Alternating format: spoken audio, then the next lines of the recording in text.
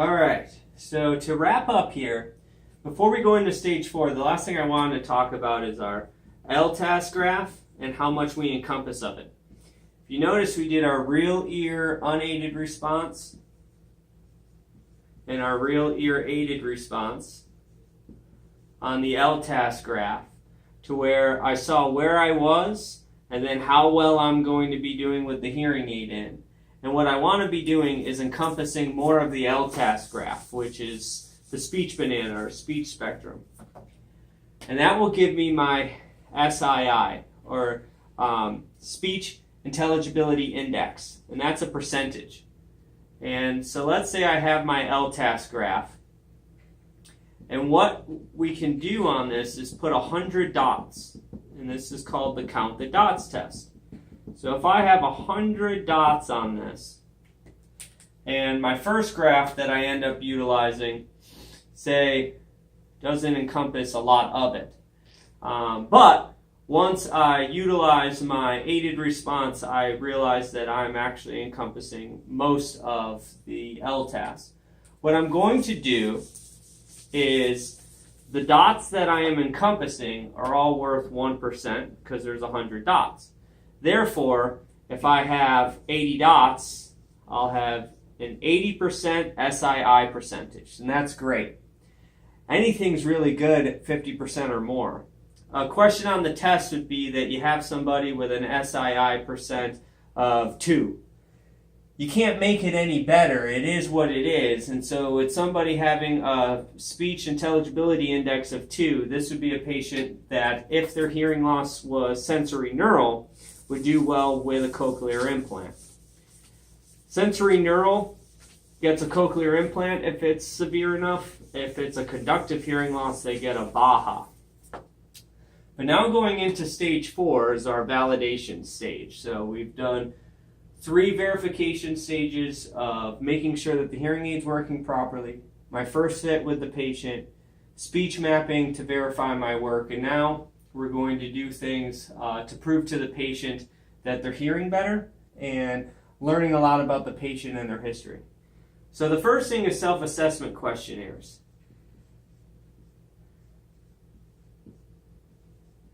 Now I'm going to bring in 3 really popular ones. And we have a hearing handicap inventory.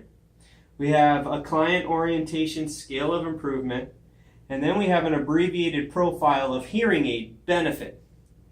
And so a lot of times the test will want to bring into place self-assessment questionnaires. And this is basically a page or 2 that the patient can fill out where they can give you information about their hearing loss. We can use this in the beginning when we're getting a history on them, or we could do it at the end to see if anything has changed since they're now wearing a hearing aid.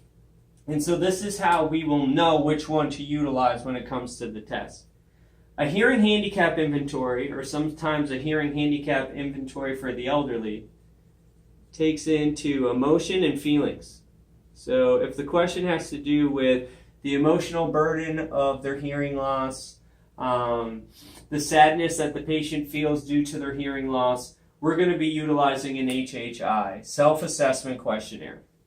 COSI will know because COSI will take into consideration 5 environments that the patient hopes to hear better, or 5 environments that the patient's been struggling with. So if the question has anything to do with multiple environments or the number 5, we're going to know that COSI will be the best answer. AFAB, the biggest thing is this last letter in the acronym here, which has to do with our benefit. So basically, if they're talking about the benefit that the patient hopes to derive from their hearing aid, what benefit the patient's hoping for, benefit, we're going to know that they're talking about AFAB. So the other thing to take into consideration is our counseling tools. Now our counseling tools, the first one I want to go over is LACE. And this is Learning and Communication Enhancement. The other one that's a real popular one is our AR program. Now LACE is something that the patient can do on a computer. And this will help them with their auditory memory and processing speed. It really helps with keeping the brain sharp so they can add other aspects to their hearing loss. And this is something that you can get on a computer program. The AR program, or oral rehabilitation program, is something that we do in the clinic or your store with the client or patient. And what this is it's basically counseling the patient on realistic expectations and also counseling the family members as well. You could have a patient that's doing well, but they might have a spouse that doesn't understand why they don't hear like they did in college. Hearing aid is to improve the hearing so they can enjoy family and friends and the hobbies that they enjoy to do, but will never get them to hear like they did in their 20s. And the oral rehabilitation program will help them stay realistic and understand that it does take time for things to take place, especially when it comes to the hearing loss that might have caused some central hearing loss or an auditory pathway disorder, where some of the things as far as smearing of sound because someone's talking too fast, or being able to ignore one sound as another one is taking place. This can start to come back to the patient because the brain, basically the plasticity of the brain, it's something that we can remap, but it takes time. This type of information can all take place with counseling. The last thing in stage 4 is our quicksand. Now I made a video about the quicksand, so I'm not going to go into that. But this is a validation test, which is an aided and unaided sound field test that will help the patient understand that they hear better in noise with the hearing aid than without the hearing aid. So now what we'll do is we'll go ahead and wrap this up. If you want to look more into quicksand, you can check out that video. But now I will explain how the 4 stages will help us.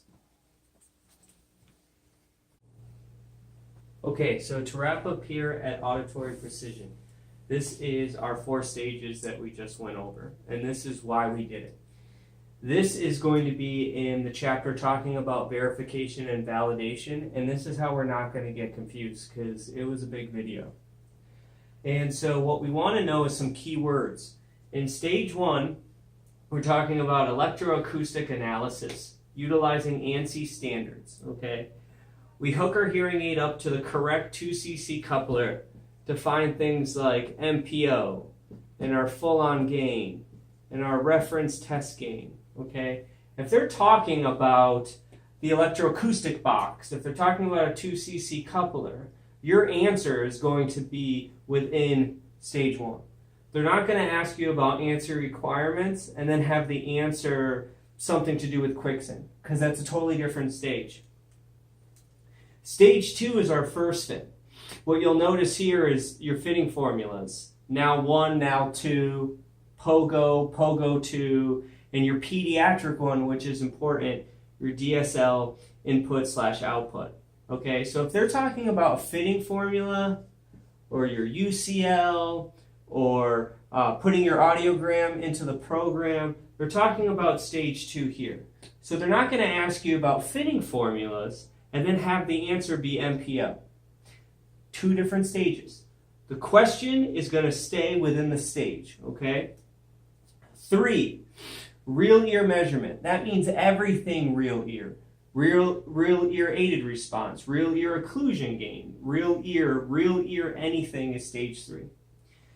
Another component is the LTAS. This is what we do with speech mapping, which again, speech mapping is done on an LTAS when doing real ear aided response and real ear unaided response.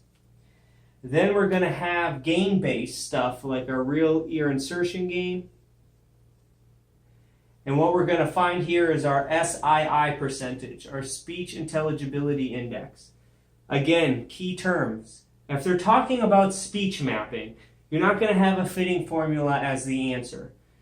If they're talking about LTAS, you want to see if the questions have anything to do with real ear. You know, it's always going to stay within the stage. And lastly, stage 4. Stage 4 is our validation stage. And we have our self-assessment questionnaires, COSI, HHI, and AFAB. Our counseling tools like LACE and our AR program. and our quicksand. So again, if they're talking about aided sound field, patient's opinion, making sure that there's a self-assessment questionnaire for the patient to fill out, your answer is going to be in here. They're not going to talk about a self-assessment questionnaire and then have the answer be anything that has to do with real ear. So as long as you can group these in 4 different stages, it's going to be a lot easier to read the question, and even if you might not know exactly what the answer is, you might be able to figure it out by grouping these together. I hope you enjoyed the video.